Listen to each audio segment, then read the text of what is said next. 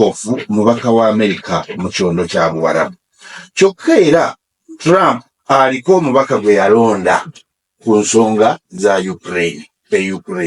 Lwaki omubaka ono si ye yazze mu nteeseganya ne tulyoka tuwanuuza Witkoff? Kakati kyekyo lwaki nzize nkyogera wano nti ensonga gye bayita eya diplomasi si ya kuzannya.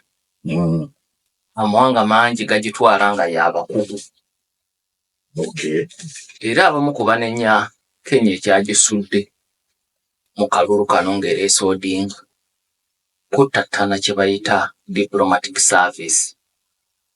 Ne baddira amawanga ag'enjawulo ne bateekayo ba ambassador nga bamaze kugwa mu byabufuzi ne bava ku career diplomats. Kati yadde Odinga atambudde mawanga mangi. In fact mbyafa bya African Union teri muntu yali asabye kalulu ngo Odinga. Ng'asaba bwa AUK yoba bwa Secretary General nga bwe kyali emabega. Musajja yamumezi kumpi yatuuse naye yekka. President we talina we yamusabiddeko kalulu. Naye obumu ku buzibu bwabwe ng'ogasseko ensonga endala mpitirivu nti yabadde atambula mawanga ga naye nga bambasada tebamanyi kiki oyina kukola kufuna kalulu kansi eyo. Bonga walooza nti kasita asisinkana n'omukulembeze akalulu kawedde. Kali akalulu kakyamu. Kiba tekiwedde. So diplomasi ekintu kikulu. Kati mu mbeera ya bulijjo oli yandibadde agamba nti kabakwate bukwasi Major General Kerogo wa Ukraine yegatte ku Rubio yegatte ne ku Waltz bagende. Naye wabaddewo okwetegereza ekisooka profile ya Kerogo efaanana etya nti yadde ku nsonga za Ukraine n'enkolagana ku mawanga ga Bulaaya yasinga enkizo. Naye ate Russia tebamwetaaga kubanga mu kisanja kino bwe kyalutalo balukawo abadde awagira nnyo America okuwa Ukraine ebyokulwanyisa. Kati kitegeeza nti oyo kumutuuza ku meeza n'aba Russia balabirawo ng'alina oludda kwakola ki kwabo. So nga bw'omusindika Ukraine atajja kukuggusiza bingi kubanga ye Ukraine emuwuliriza n'amawanga ku lukalu lwa Bulaaya. N'olwekyo yadde bamusindisa Ukraine buriifu ye teri ku Ukraine na Russia eri ku Ukraine na lukalu lwa Bulaaya. Trump bw'amala okuvuma abakulembeze ku lukalu lwa Bulaaya nga Kerogo ayingirawo. Bw'avuma Zelensky nga Kerogo atuuka ku lunaku lwennyini. So ayina roolu ye ne buriifu ye. Kati wano obadde tomwetaaga kuba tewali Ukraine tewali mawanga ga Bulaaya. Kati kooleete Witkoff amaanyi ge galiwa kubanga ayina amaanyi ge. Ekisooka ye mupya mu byabufuzi mupya mu diplomasi naye ayina kyaleeta kyagatta ku bali ababiri. Bali mu diplomasi mu intelligence mu byobufuzi bamusinga ne mu nkolagana z'amawanga naye ayina kyaleeta nti ku mmeeza yajja nga kyayogera omanya ne Trump kyayogera. Kubanga ekyo nakyo kikulu jukira kiri kyenkugamba nti ono n'asindika minisita gwe n'oleeta RDC tandika okubuuza nti mu chain of command we binaatuukira ebigambo binaaba bikyali byebimu.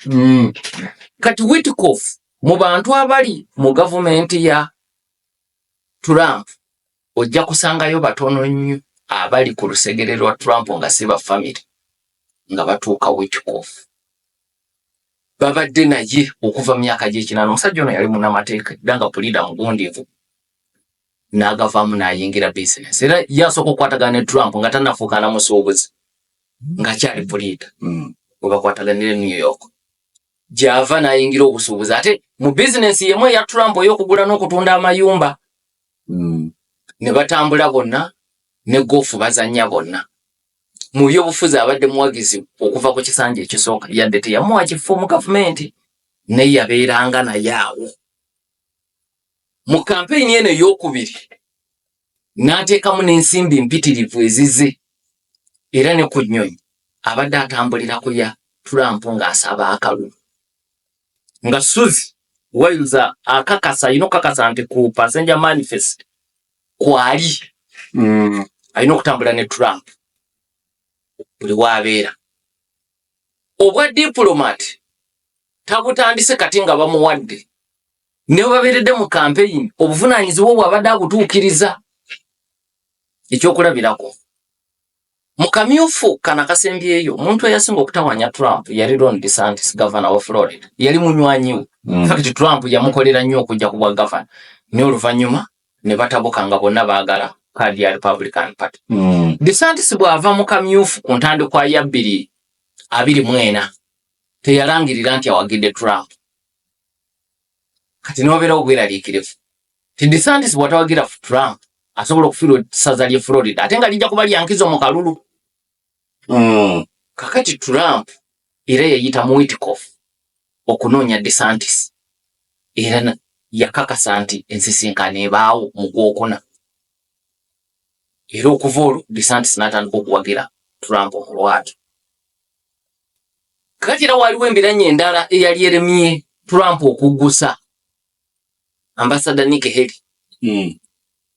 Ku mulembe gwa Trump ogwasooka yali mubaka wa America mu kibiina kya Mwanga Amagati. Mu America ekyo kifo kinene oyo ambassador asukkuluma ku balala. Kubanga eyo cabinet level position. Ambassador wa America mu kibiina kya Mwanga Amagati atuula mu cabinet ya America tafaanagana ba ambassador balala. Kati Nikki Haley yali mu kifo ekyo. N'avaako 2018 era ng'abantu abasinga abakoze ne Trump babeera mumaliriza bubi. Trump muntu muzibu okugamba nti munaamaliriza bulungi. Kane bamaliriza bubi. N'amwogerera amafuuko. Ne mu kamyufu n'amwogerera amafuuko. Naye wakati mu kuwanyisiganya ebisongo kino Ambassador Nikki Haley kennyini yabadde akyeyogerera nti Trump yasindika Steve Witkoff yamusanga na wakaawe e South Carolina kubanga ono omukyala yasooka kubeera gavana wa South Carolina nga tanajja kufuuka ambassador wa America mu kibiina kya Mwanga Amagati. Witkoff gye yamusanga nti era bwe yajja yamubuulirirawo kiki ky'oyagala Trump akole mukwatagane. Bigambo byetabiruma era abamwogerako mu America bagamba nti he is the polite Donald Trump. Karakita bazifaanaganyeza ekisuubuzi naye ye mukaka kubeera abazibu abayiribi bannaamwatulira naye ye asabikako. Naye okusabika tekitegeeza nti yeetooloola. Kigamba akikubuulira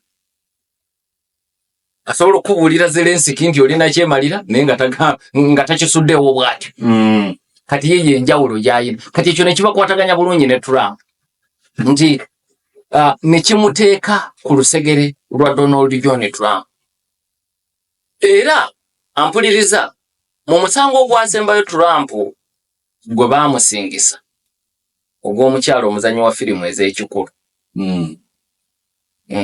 Yaddira ensimbi z'alina okumuwa okumugulirira aleme kwogera amawulire ago n'aziyisa mu puliidawo. Kati gwe omusango baamuvunaana. Ne ku mulundi ogusembayo nga bamusalira abawagizi be bajjanga nnyo mu kkooti aba Trump. Naye ku lunaku olusembayo mwali musigaddemu baffamire ate ali wa famire nga si puliida yali Steve Witkoff. Nkulaga lwolwo ye mu nteeseganya zino lwaki mukulu nti ye okubeerawo okwo obubeezi nsonga nkulu ne bw'aba tannavaamu kigambo. Kubanga ate asinga bali abalala bonna access ku Donald John Trump. Ate muwulize eri Trump kampo ekyokulabira ku wiiki ewedde yagenda e Russia n'akima Omumerika omusomesa eyali yasibwa emyaka 14. Omumerika ono Mark Fogel yakwatibwa nga yakatuuka ku kisaawe baamusanga n'eddagala nga lyanjaga. Tugamba era shanjaga mu America gy'ava ddagala. Kati bali ne bamuvunaana gwa kukusanjaga. Agamba naye lino ndikozesa ne mu America likirizibwa nti olabika oli mu bizinesi ya kukusanjaga namwe ekiwazi kya myaka 14. naye ng'ekituufu Trump yasuubiza bazadde be mu kalulu nti nja kumugjayo. Biden tasobola kumugjayo naye nze nja kumugjayo. Mu kumugjayo yasindisa Steve Witkoff n'asisinkana Vladimir Putin era ensisinkano olwawedde n'akomawo naye.